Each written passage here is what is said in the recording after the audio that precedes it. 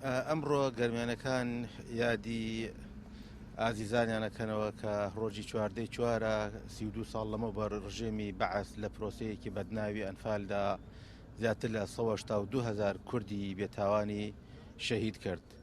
ساڵانە لەم ڕۆژەدا لە بۆنەیەکی شایستەدا یادی شەهیدبوونی قوربانیانی ئەنفالمان دەکردەوە.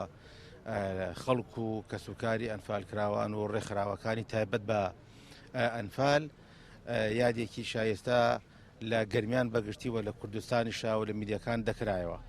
بەڵام لەبەر بڵاوبوونەوەی ڤایرۆسی کۆرۆنا و لەبەر خۆپارێزی و لەبەر جێبەجێکردنی ڕێنمایە تەندروستەکان بەداخەوە ئەمڕۆ نەمانتوانی مەراسیمێکی شایستە بۆ ئەم بۆنەیە بکەینەوە.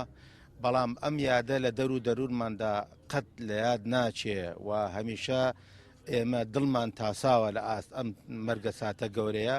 بۆیە ئەمڕۆ لە حزوری قوربانیانی ئەنفالکراوان هاتین لەگەڵ ژمارەیەک لە کەسوکاری ئەنفالکراوەکان و ڕێکخراوەکانی تایبەت بە ئەنفال و لەگەڵ ژمارەیەک لە بەرەوبەری فەرمانگەکان هاتین تاجەگوڕینەمان لە سەر مۆنومنتی ئەنفالکراوان لە قەزای کفری دانا.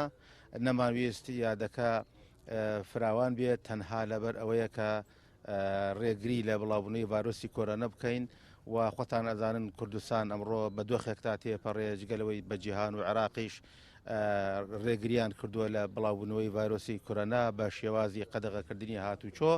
بۆیە بەم شێوازە ئێمە هاتین یادی ئەنفالمان کردەوە.